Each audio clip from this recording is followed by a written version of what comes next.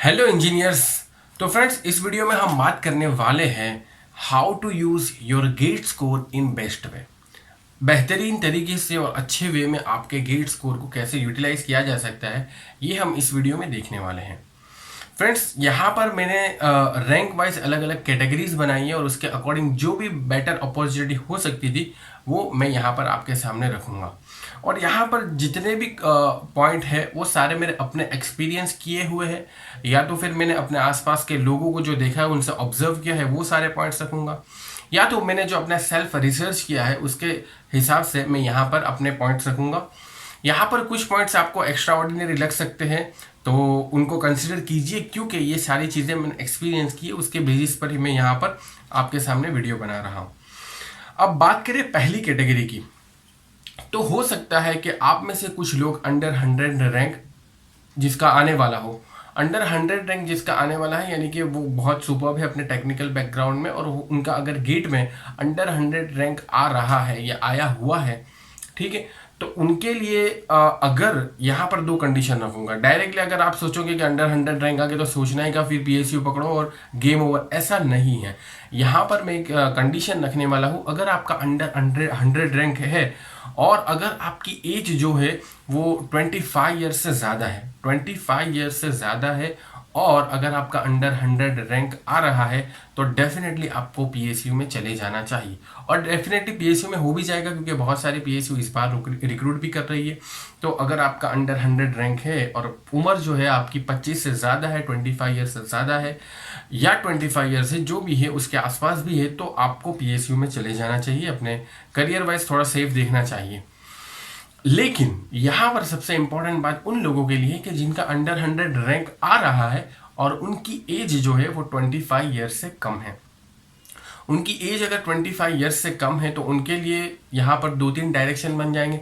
पहला डायरेक्शन क्या होगा? पहला डायरेक्शन तो ये होगा कि अगर उनको एमटेक करने में इंटरेस्ट है, अगर उनको एमटेक करने में इंटरेस्ट है, तो डेफिनेटली उनको ओल्ड आईआईटीज़ में जाना चाहिए। एमटेक करने में इंटरेस्ट है, इसका मतलब क्या है कि वो ये सोचते हैं कि मैं अगर और पढ़ाई करूंगा तो मैं अपने आप पे 2 साल इन्वेस्ट कर सकता हूं, और मुझे रुचि है कोई पर्टिकुलर फील्ड में स्पेशलाइजेशन करने की, तो डेफिनेटली उनको एमटेक करना चाहिए। वो भी कहाँ से? ओल्ड आईआईटीज़ से।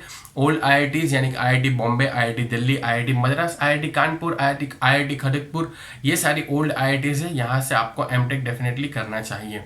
अपना जो मनपसंद फील्ड है वो आपको मिल ही जाएगा, क्योंकि आपका अंडर 100 रैंक है। अपनी जो मनपसंद आईआईटी है, जो अपने लोकेशन वाइज जो भी अच्छा लगता हो, वो आपको डेफिनेटली प्रीफर करना चाहिए। ऐसा लगे तो 2-3 चक्कर काट के आओ, ठीक है, आईआईटीज़ वगैरह के, अभी तो काफ़ी टाइम भी है, तो वहाँ पर जाके देखो और ऑब्जर्व करो कि आपको कौन सी सुटेबल हो सकती है, क्योंकि अभी आपके पास सफिशिएंट टाइम है और आपको पता चल ही गया होगा कि आपका अंडर 100 रैंक आ रहा है, रैंक प्रिडिक्टर वगैरह की वजह से, और आंसर की भी आ चुकी है।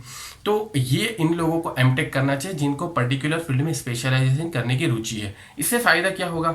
तो पहला फ़ायदा तो ये हो सकता है कि एमटेक करने के बाद पहले तो उनके पास एमटेक की आईआईटी की डिग्री आ गई, जो उनको लाइफ टाइम बहुत इस्तेमाल होने वाली है, बहुत आगे यूज़फुल होने वाली है।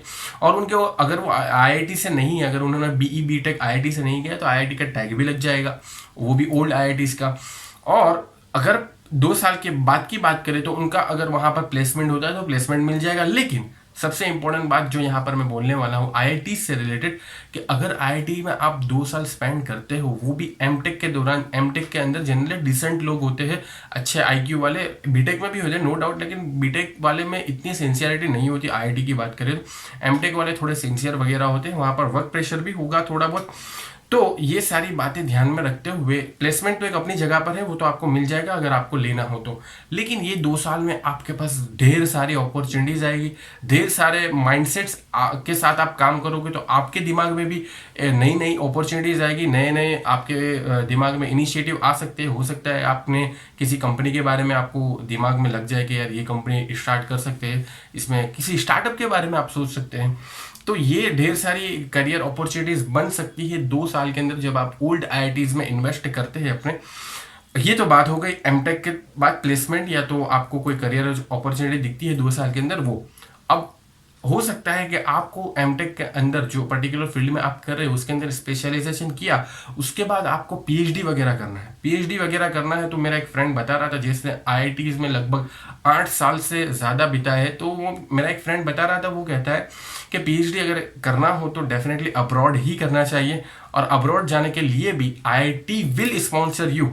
अगर आप में कैलिबर है और अगर आप जहाँ अब्रॉड करने वाले हो जापान, जर्मनी वगैरह में, तो वहाँ पर आपको फाइनेंस के रिलेटेड भी कोई टेंशन वाली बात नहीं, और वहाँ का स्टाइपेंड बहुत मस्त होता है, बहुत बढ़िया होता है, बहुत ज़्यादा भी होता है, क्योंकि फॉरेन यानी कि अब्रॉड बहुत ज़्यादा फंडिंग होती है रिसर्च को लेकर, ये सारी चीज़ों को लेकर, तो वहाँ पर स्टाइपेंड भी तगड़ा होता है। और उसके बाद अगर आपका रिसर्च में करियर बन गया, जो बहुत कम लोगों का बनता है और बहुत कम लोग वहाँ तक पहुँच भी पाते हैं, लेकिन बन गया अगर रिसर्च में करियर, तो फिर देखना ही क्या, तो फिर पूछना ही क्या। बहुत बढ़िया सैलरी वगैरह पैकेजेस, एंड अब्रॉड तो अब्रॉड ही है, जैसा कि कितने लोगों के दिमाग में होता है, कितने लोगों का मन ही होता है कि उनको बाहर जाना है, बाहर काम करना है इंडिया के अलावा, तो उनके लिए बेहतर अपॉर्चुनिटी है। मैं तो हमेशा मेरे जो दोस्त जीआरई वगैरह करते हैं उनसे भी कहता हूँ कि यार एक बार अच्छा गेट अटेम्प्ट दो, आईआईटीज जाओ एंड बाद में अब्रॉड जाओ, तो उसकी वैल्यू अलग ही होगी। अभी वहाँ जाकर छोटे मोटे काम करोगे और अपना एमटेक या एमई या बी जो भी करोगे, इससे अच्छा ये है कि आप एक बार अच्छे से, अगर बी कंप्लीट है, गेट दो, गेट के बाद आईआईटी जाओ, आईआईटी भी रिस्पॉन्सिबल हो आगे की पढ़ाई, एंड अब्रॉड जाके बेहतरीन आप कर सकते हो। तो ये मैंने सारी अपॉर्चुनिटीज बताई थी अगर आप एमटेक में जाते हो आईआईटी के अंदर। लेकिन अभी हमारी कौन सी कैटेगरी चल रही है? अभी हमारी जो कैटेगरी चल रही है अंडर 100 के बारे में। तो आपने पीएससी छोड़ दिया, आपकी उम्र जो है 25 से कम है, आप आईआईटी में जा सकते हो, जिसके फायदे मैंने यहाँ पर बता दिए, बहुत सारे डिटेल में बता दिए। अब मान लो कि आपका प्योर रिसर्च बैकग्राउंड है, प्योर रिसर्च बैकग्राउंड है, आपने मान लो कि आपने ये भी सोच लिया कि मुझे 2 साल के बाद प्लेसमेंट की नीड भी नहीं है, मैं रिसर्च में अपना करियर बनाना चाहता हूँ, तो आईआईटी के बाद आईआईएससी में जाना चाहिए। कब? कंडीशन क्या है? रिसर्च में इंटरेस्टेड हो तो, ठीक है, आईआईएससी में जा सकते हो। आईआईएससी में भी अब डायरेक्ट पीएचडी, आईआईटी मद्रास में भी डायरेक्ट पीएचडी वगैरह के भी ऑप्शंस थे, तो वहाँ पर भी अप्लाई कर सकते हो। वहाँ पर भी डायरेक्ट पीएचडी में उन्होंने मेंशन किया होता है कि जो लोग अच्छे से रिसर्च बैकग्राउंड में इंटरेस्ट रखते हो और जिनका थोड़ा बहुत बैकग्राउंड भी हो या बैकग्राउंड ना हो तो चलेगा, लेकिन वो अपना फ्यूचर रिसर्च में देखते हो तो उनको डायरेक्ट पीएचडी, आईआईएससी वगैरह के ऑप्शन मिलते हैं, उसमें जाना चाहिए। अब मान लो कि कोई ऐसा बंदा है अंडर 100 में कि जिसने टेक्निकल तो अच्छा था तो ही अंडर 100 लेकर है, लेकिन फिर भी वो सोच रहा है यार मुझे हटके कुछ करना है, इंजीनियरिंग से अलावा हटके कुछ करना है, तो डेफिनेटली उसको जाना चाहिए नीटी मुंबई में। नीटी यानी वो मैनेजमेंट के रिलेटेड थॉट रखता है, या तो उसको ये करना है कि इंजीनियरिंग से हटके करो, बस बहुत हो गया इंजीनियरिंग, और उसको अब नीटी मुंबई बेस्ट उसका ऑप्शन रहेगा। नीटी मुंबई, वहाँ पर दुनिया भर के कोर्स होते हैं, आप देख सकते हैं मैनेजमेंट के रिलेटेड। इसका फुल फॉर्म है, यहाँ पर मैंने लिखा हुआ है, national institute of industrial engineering. इसका पूरा फुल फॉर्म अभी नया ये है, national institute of industrial engineering. उसके अंदर बहुत सारे ढेर सारे कोर्सेज है, उसमें से ले सकते हो। नीटी मुंबई बेस्ट आपका रहेगा अगर आपको इंजीनियरिंग के अलावा कोई करियर चुनना है तो, अंडर 100 रैंक आने के बाद। नीटी मुंबई से होगा क्या भाई? तो जैसा कि आप सभी को पता होगा, कोरा वगैरह पर भी देख सकते हो, या तो उन लोगों से पर्सनली भी मिल सकते हो जो लोग नीटी मुंबई गए हैं। पैकेजेस बहुत हाई है, यानी इतने हाई है कि इंजीनियरिंग में हम सोच नहीं सकते, इवन एमटेक के बाद भी इतना हाई है। और हाई तो है मतलब इसके अंदर इनिशियल प्लेसमेंट, लेकिन 2 to 3 ईयर्स के बाद भी उसके अंदर ग्रोथ अच्छा होता है। तो ये उन लोगों के लिए बात है जो अंडर 100 रैंक के अंदर आ सकते हैं, और उनके लिए मैंने यहाँ पर करियर अपॉर्चुनिटी बता दी। अब आप सोच रहे हो कि यार सारी अच्छी बातें अंडर 100 के लिए ही है, तो ऐसा नहीं है। अंडर 500 की अब बात करते हैं। तो फ्रेंड्स, अंडर 500 में वो सारी यहाँ पर अपॉर्चुनिटीज है जो अंडर 100 के लिए थी, सिवाय एक के पीएसयू वाला ऑप्शन। ठीक है, अगर आप कोर ब्रांच यानी कि मैकेनिकल सिविल वगैरह से है तो यहाँ से आपका पीएसयू वाला ऑप्शन हट जाएगा। अगर आप अंडर 500 में हो तो, अंडर 500 में हो यानी कि 100 से ऊपर हो और 500 से नीचे हो इसके अंदर, तो यहाँ पर ऐसा नहीं है कि बिल्कुल पीएसयू वाला ऑप्शन हट जाएगा। आप ट्राई कर सकते हो, आप चांस ले सकते हो। अगर आपको कॉल आता है तो फिर जीडीपीआई में अच्छा करना, तो वहाँ पर पॉसिबिलिटी है, लेकिन पॉसिबिलिटी कम है कंपेयर टू अंडर 100। तो इस वजह से मैंने अंडर 500 में पीएसयू वाला ऑप्शन निगलेक्ट ही किया है, क्योंकि अब रियलिटी ये बन चुका है। पहले एक टाइम था जब अंडर 500 के अंदर पीएसयू आसानी से मिल जाता था, लेकिन मेरे हिसाब से सिविल मैकेनिकल में ये बात नहीं रही कि अंडर 500 में आपको आसानी से मिल जाए। लेस पॉसिबिलिटी है, स्पेशली सिविल की बात करें तो वहाँ पर तो बहुत लेस पॉसिबिलिटी अगर आपका अंडर 500 में आता है और पीएसयू में आपको मिलता है तो। लेकिन कोई बात नहीं, यहाँ पर भी सारी अपॉर्चुनिटी वही है जो अंडर 100 के लिए थी, सिवाय के पीएसयू के। अंडर 100 के लिए जैसा कि हमने पीएसयू के अलावा देखा आईआईटीज ऑप्शन है, तो अंडर 500 के लिए भी आईआईटीज ऑप्शन है। ओल्ड आईआईटी में मिल जाएगा, आपकी मनपसंद ब्रांच में भी मिल जाएगा। अगर आपका 400 500 600 रैंक है तो भी कोई टेंशन लेने वाली बात नहीं है, बस थोड़ा सा पेशेंस रखना। हो सकता है आपका फर्स्ट राउंड में ना हो सकता है आपका सेकंड राउंड में ना हो सकता है आपका थर्ड राउंड में ना हो, लेकिन लास्ट राउंड में भी हो जाएगा आपकी मनपसंद आईआईटी में, आपकी मनपसंद ब्रांच में। बस थोड़ा सा पेशेंस रखना। कहाँ पर पेशेंस रखना है? सीओएपी के जो राउंड चलेगा ना उसके अंदर, और इंडिविजुअली अप्लाई करना मत भूलना। सीओएपी के बारे में हम डिटेल में बनाएंगे, जब उसका असली ओरिजिनल नोटिफिकेशन आ जाएगा तब सीओएपी के बारे में भी हम डिटेल में बनाएंगे वीडियो। तो आपको जो अंडर 500 500 600 के आसपास भी रहेंगे उनको अपनी मनपसंद ब्रांच में मिलेगा, उनकी मनपसंद आईआईटी में मिल जाएगा। बस थोड़ा सा पेशेंस रखना होगा। और आईआईटी से फायदा क्या होगा, एमटेक से फायदा क्या होगा, ये मैंने ऑलरेडी आपको बता ही दिया है। वही फायदा यहाँ पर भी रहेगा। ऐसा तो ये होगा अंडर 500 के लिए अलग फायदा होगा, वो आईआईटी में जाएंगे, अंडर 100 के लिए अलग होगा। वही अगर एक बार आईआईटी में एमटेक किया तो फिर उसके बाद तो अपॉर्चुनिटी इक्वल ही हो जाएगी, चाहे आप रैंक 1 हो या रैंक 500 हो। आईआईटी के अलावा आईआईएससी भी अच्छा ऑप्शन रहेगा, लेकिन आईआईटी में एक और ऑप्शन मैं आपको बता दूं कि आईआईटी में एक तो होता है एमटेक, एक तो होता है एमटेक प्लस पीएचडी, और एक तो होता है डायरेक्ट पीएचडी।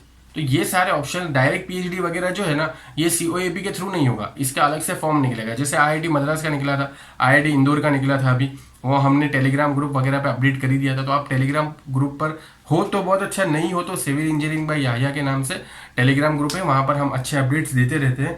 तो डायरेक्ट पीएचडी में आपको इंडिविजुअली अप्लाई करना पड़ेगा, उसके फॉर्म्स हो गए, उसके अंदर इंटरव्यू वगैरह का क्राइटेरिया होगा। हाउएवर एमटेक के अंदर अभी देखा जा रहा है, आईआईएससी के भी जो अभी नोटिफिकेशन है उसके अंदर लिखा था 100% गेट स्कोर पर, 100% गेट स्कोर पर यहाँ पर एमटेक में आपका डायरेक्ट सिलेक्शन हो रहा है। अभी कोर सिविल की बात करें तो यहाँ पर एमटेक का ऑप्शन हो सकता है, और एमटेक के अलावा आप किस पे ध्यान देना है, एमटेक प्लस पीएचडी। लेकिन सबसे इंपॉर्टेंट बात है, ऐसा नहीं है कि आपका अगर कहीं नहीं हो रहा तो पीएचडी कर लो, ऐसा मत करना। पीएचडी ये कंप्लीटली इंसान के ऊपर डिपेंड करता है कि उसको रिसर्च में जाना है तभी वो जाए। Direct PhD, MTech plus PhD, even MTech भी यही है। अगर आपको मन है 2 साल डिवोट करने हैं, अच्छे से कोई में स्पेशलाइजेशन करना है तो ही जाओ, वरना टाइम वेस्ट मत करो कि चलो पीएसयू नहीं मिलता तो एमटेक कर लेते, ऐसा मत करना। थोड़ा सा इंटरेस्ट हो तो ही करना। तो आईआईटी आईआईएससी में भी मिल जाएगा। आईआईएससी को बहुत सिर पर चढ़ाने की जरूरत नहीं है, क्योंकि हमने कट ऑफ देखे जनरल कैटेगरी वगैरह के भी बहुत कम कट ऑफ पे हो जाता है। इवन 700 750 गेट स्कोर पर भी हो जाता है, यानी कि आपका 500 600 700 रैंक भी है तब भी आईआईएससी में पॉसिबल है। वहाँ पर तो आईआईएससी में तो कोर सिविल होता है ना, वहाँ पर कोई स्पेशलाइजेशन नहीं होता, तो कोर सिविल में भी आपको मिल जाएगा। और इसके अलावा आपके अलग कोई अलग ब्रांच है तो वहाँ भी देख सकते हो। आईआईएससी का अभी फॉर्म्स भी आउट हुआ, तो वहाँ पर डिटेल नोटिफिकेशन उन्होंने आईआईएससी में दे भी दिया है, और वहाँ पर पिछले 5 साल का कट ऑफ मिल भी जाएगा। 2020 का भी उन्होंने डाल दिया है, तो उसके अकॉर्डिंग आप प्लान कर सकते हैं आईआईएससी बेंगलोर में। आईआईटी आईआईएससी के अलावा अंडर 500 नीटी मुंबई में भी जा सकता है, जैसा कि हमने डिस्कस किया इससे पहले। नीटी मुंबई में भी अच्छा ऑप्शन रहेगा, अगर उसको इंजीनियरिंग से हटके कुछ करना है तो नीटी मुंबई में जा सकता है अंडर 500 वाला। यानी अंडर 500 वाला भी काफ़ी सेफ है। आईआईटी और आईआईएससी और नीटी मुंबई के नज़रिए से सिर्फ और सिर्फ पीएसयू का थोड़ा उसको देखना रहेगा। और अगर किसी कैंडिडेट को ये हो कि यार मुझे तो पीएसयू ही जाना है, तो उसको एक अटेम्प्ट लेना चाहिए। और बहुत सारे लोग रहते भी है, अंडर 500 होने के बावजूद भी वो फिर से एक बार गेट देते हैं और पीएसयू में निकालते हैं, यानी फिर अंडर 500 के बाद वो अंडर 100 आ जाते हैं, अंडर 10 आ जाते हैं, तो उनका पीएसयू में हो भी जाता है। लेकिन ये सारी बातें उनके लिए कि जिनको पीएसयू ही जाना है, पीएसयू के अलावा करियर बनाना है, तो बहुत सारे अच्छे अच्छे करियर है, हमने आईआईटी वगैरह में डिस्कस भी किए। अब बात करें अंडर 1000 की। अब अंडर 1000 आया तो यहाँ पर मैं सबसे पहले उनको प्रेफरेंस लिस्ट बनाकर देता हूँ कि अंडर 1000 आया, यानी कि 800 900 1000 1100 इसके आसपास भी रैंक आया ना आपका, तो कोई टेंशन लेने वाली बात नहीं है। आपको आपकी मनपसंद आईआईटी में मनपसंद ब्रांच में मिल सकता है। क्या बोल रहा हूँ मैं, आपको आपकी मनपसंद आईआईटी में आपकी मनपसंद ब्रांच में मिल सकता है, बस आपको थोड़ा सा पेशेंस रखना पड़ा होगा। सीओएपी के अंदर 1 2 3 4 राउंड होगा। 4 राउंड के बाद भी अगर वहाँ पर सीटें बची जाती है तो ABCD कुछ राउंड चलता है। इन्फॉर्मेशन ब्रोशर में आप देख सकते हो, हर साल का वही होता है। ABCD राउंड चलता है, तो उसके अंदर आपको पेशेंस से वहाँ तक खेलना पड़ेगा कि भाई अब हो जाएगा अब हो जाएगा। तो वहाँ पर ओल्ड आईआईटीज़ के अंदर आप प्रेफरेंस डालिए, जरा भी डरे बिना, कोई टेंशन लेने वाली बात नहीं है।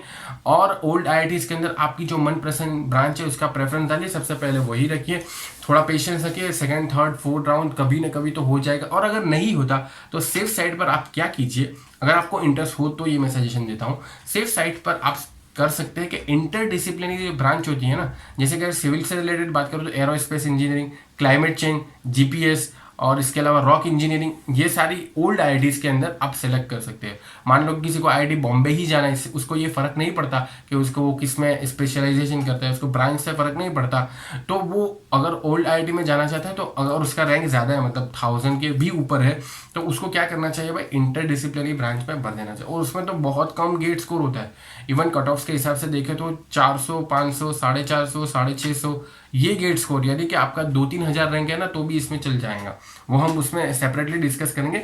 लेकिन यहाँ पर मैं अंडर 1000 की पर्टिकुलरली बात करता हूँ तो उनके लिए सेफ साइड बता रहा हूँ। पहला प्रेफरेंस तो उनको वही भरना है, कौन सा वाला, जो आपकी मनपसंद आईआईटी है और जो आपकी मनपसंद ब्रांच है, और उसको लास्ट राउंड तक खींचते रहना है, खेलते रहना है, जरा भी आपको गिव अप नहीं करना है, हो जाएगा। और नीचे सेफ साइड के लिए हम इंटर डिसिप्लिनरी ब्रांच डाल देंगे सीओईपी के अंदर, जो प्रेफरेंस लिस्ट आएगी तो वहाँ से आपका आईआईटी में हो सकता है। इसके अलावा आईआईएससी में भी हो जाएगा, कोई टेंशन लेने वाली बात नहीं, क्योंकि कट ऑफ हमने देखा, कट ऑफ में अलग अलग हमने इंटर डिसिप्लिनरी ब्रांच की बात करें तो लगभग रॉक इंजीनियरिंग वगैरह में तो 400-500 गेट्स को रिक्वायर्ड था। आईआईएससी बेंगलोर में 400, 500, 600 गेट स्कोर, आप उसकी वेबसाइट पर विजिट कर सकते हो, अभी आपको 5 साल के अवेलेबल हो गए तो आप वहाँ से भी देख सकते हो कि आराम से आपका हो सकता है, बस आपको लास्ट तक बने रहना है राउंड के अंदर, ठीक है। तो अंडर 1000 के लिए भी आईआईटी आईएससी वाला ऑप्शन है, बस उनको अच्छे से देखना पड़ेगा। इसके अलावा अगर कोई इंसान एमएस करना चाहता है तो एमएस में तो उनका आराम से हो जाएगा, एमएस के अलग से फॉर्म्स निकलेंगे, उसके अकॉर्डिंग उनको इंटरव्यू भी देना पड़ेगा, हो सकता है रिटर्न भी लिया जाए, उनका एमटेक की तरह नहीं होगा 100% गेट स्कोर के बेसिस पर। तो अगर उनको इंटरव्यू और रिटर्न निकालना पड़ जाता है वहाँ पर एमएस के अंदर, और उसके अंदर हायर रैंक भी अलाउड होते हैं, तो इस वजह से उनका कंपटीशन इंटरव्यू और रिटर्न में होता है। तो एमएस भी वो सिलेक्ट कर सकता है अगर उसको करना हो तो। यहाँ पर सारी कंडीशन, सारी बातें एक ही कंडीशन पर है, अगर आपको करना हो तो। अगर आपको नहीं करना, जबरदस्ती मत करना, ये एमटेक, पीएचडी, एमएस जबरदस्ती करने की चीज़ नहीं है। और डेफिनेटली अगर आपका अंडर 1000 रैंक है तो आप शार्प तो हो, लेकिन आपके अंदर इंटरेस्ट भी होना चाहिए उस पर्टिकुलर ब्रांच को लेकर, पर्टिकुलर आईआईटी को लेकर के मुझे करना है। तो इंटर डिसिप्लिनरी ब्रांच उसके लिए सेफ साइड हो जाएगी, बाकी उनको अपनी मनपसंद ब्रांच में मिलेगा, उनको लास्ट तक बने रहना है। ये तो बात हुई अंडर 1000 के लिए। अंडर 5000 की बात करते हैं, बहुत सारे लोग इसमें होंगे, यानी 5000, 4000, 6000 इतना भी कुछ रहेंगे, तो ये सारी इस कैटेगरी में आ जाएंगे। सबसे पहले उनको एमएस के लिए ट्राई करना चाहिए, आईआईटीज़ के अंदर एमएस के लिए ट्राई करना चाहिए। एमटेक के अंदर करेंगे, लेकिन एमटेक के अंदर पॉसिबिलिटी कम है, एमटेक के अंदर पॉसिबिलिटी कम है। अब एमटेक के अंदर क्या है कि ओल्ड आईआईटीज़ जो है, ओल्ड आईआईटीज़, इसकी तो हमने बहुत भरपूर बात कर ली, अंडर 1000 के अंदर भी बात कर ली और इसके अलावा भी बात कर ली। अब old IITs, IIT Bombay, IIT Delhi है, आईआईटी मद्रास है, IIT Kanpur, IIT Kharagpur, old IITs के अंदर आपका अंडर 5000 रैंक है तो मुश्किल है एक कोर ब्रांच के अंदर मिलना, और किसी का पर्टिकुलर स्पेशलाइजेशन है तो मुश्किल है। लेकिन अगर उसको इंटरडिसिप्लिनरी ब्रांच में लेना है तो ले सकता है। अब न्यू आईआईटीज़ की बात करें, न्यू आईआईटीज़ जैसे कि आईआईटी रोपर हो गई, आईआईटी तिरुपति, आईआईटी मंडी, आईआईटी गांधीनगर, और इसके अलावा ढेर सारी आईआईटीज़ जो खुली हुई है उसमें आप अप्लाई कर सकते हो, वहाँ पर आपकी मनपसंद ब्रांच में मिल जाएगी। बस इतना है कि वो ओल्ड आईआईटी नहीं है, आईआईटी का टैग तो लग ही जाएगा। और अगर आपको ब्रांच से रिलेटेड कुछ है कि भाई मुझे पर्टिकुलर ब्रांच में ही लेना है, तो आप ओल्ड आईआईटीज़ की तरफ ना चाहते हुए नई आईआईटीज़ की तरफ जा सकते हैं। अंडर 5000 है तब भी आपको आईआईटी मिल सकता है। बहुत सारे लोग यहाँ पर जो गलती करते हैं वही मैं बता रहा हूँ कि इंसान सोचता है कि यार उसका 5000 रैंक आ गया, आईआईटी में कहाँ होगा। अरे भाई अप्लाई तो करो, अप्लाई करने को कौन आपको रोक रहा है, अप्लाई करो। और आईआईटी मंडी वगैरह का स्कोर देख लेना, बहुत कम होता है वहाँ पर, बहुत, यानी पहले दूसरे तीसरे राउंड में नहीं हुआ, चौथे राउंड में तो हो सकता है कि वहाँ पर सीट खाली भी रह जाती होगी, ठीक है। तो आईआईटी मंडी है, आईआईटी गांधीनगर, वहाँ सारी अगर अपॉर्चुनिटी मिलती है, और अगर आपको आईआईटी लेना है और आपका ज़्यादा रैंक है, यानी 4-5 हज़ार रैंक है, तो भी आपको आईआईटी मिल सकता है नई आईआईटी में, ठीक है, न्यू आईआईटीज़ में, जैसा कि हमने बात की। IIT जोधपुर, धनबाद, मंडी, तिरुपति, गांधीनगर, ऐसे सारे IIT नई IIT में मिल सकता है। 5,000 रैंक वालों के लिए भी अपॉर्चुनिटी है। ये सारे मिथ्स है ना, बहुत सारे लोग सोचते हैं यार अच्छा रैंक आएगा तो ये IIT में अंडर 1000 अंडर 500 रैंक आएगा तो ये IIT में मिलेगा, ऐसा कुछ भी नहीं है। अगर आपका 5000 के आसपास भी रैंक आता है आप COEP में डेफिनेटली अप्लाई कीजिए, आपको मिल जाएगा IIT, नई न्यू IITs में मिल जाएगा। और ऐसा नहीं कि न्यू IITs में कोई ख़राब चीज़ है, बल्कि मैं तो बोलता हूँ अगर एमटेक करना हो तो IIT से ही करो। न्यू IITs में तो आपको आराम से मिल ही जाता है अगर आपका 5000 के आसपास भी रैंक है तो। और वहाँ पर भी प्लेसमेंट होगी और वहाँ पर भी वही सारी अपॉर्चुनिटी है। 2 साल में अच्छे लोग ही आएंगे तो आपको वहाँ पर बहुत सारे अपॉर्चुनिटी मिलेगी 2 साल के अंदर। ठीक है, 2 साल बहुत बड़ा टाइम पीरियड होता है। और इसके अलावा अगर आपको लगे तो आप साथ साथ में प्रिपेयर भी करते रहना। किसके लिए? गेट EAC वगैरह के लिए प्रिपेयर भी कर सकते हो नई IIT ज्वाइन करके। हालांकि ये मुश्किल है, मुश्किल टास्क है दोनों को मेंटेन करना, क्योंकि वहाँ पर भी आपको फ्री तो नहीं बैठना ना। IIT ज्वाइन करो चाहे नई हो या पुरानी हो, आपको वहाँ पर आपके प्रोजेक्ट वगैरह के लिए काम करना है, सेमेस्टर एग्जाम वगैरह भी होगी तो इसके साथ साथ। लेकिन बहुत सारे लोगों ने किया EAC, बहुत सारे लोगों ने निकाला है एमटेक के दौरान, तो आप वो ट्राई ले सकते हो। नई IIT में जाकर आप कंपटीशन की तैयारी भी कर सकते हो। तो ये मेरा सजेशन रहेगा अंडर 5000 के लिए कि उनको IIT में जाना चाहिए। बहुत सारे लोग, मेरी भी गलती है, इन 2019 मैंने IIT का फॉर्म ही नहीं भरा था जब मेरा 2000 के आसपास रैंक था। फिर 2020 में इम्प्रूव होके मेरा रैंक 421 था, फिर IIT बॉम्बे में सिलेक्शन भी हो गया।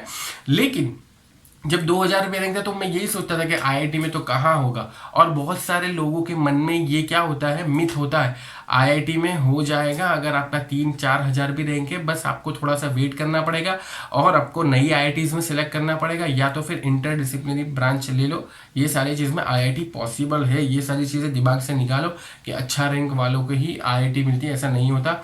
MS वगैरह, MTech हो गया, डायरेक्ट PhD हो गया, और इसके अलावा MTech प्लस PhD, ये सारी अपॉर्चुनिटी है। बस आप अपडेट नहीं हो, आप बस वही पुरानी चीज़ों में चल रहे हो कि अच्छा रैंक होगा तो ये IIT मिलेगा। वो सारी दिमाग से चीज़ें निकाल लो। अब बात करें उन लोगों की, अंडर 5000 तक हमने बात कर ली। हाँ, NIT वगैरह की तो बात करना ही भूल गए। NIT वगैरह आप डाल सकते हो अगर आपका 5000 से ऊपर रैंक है।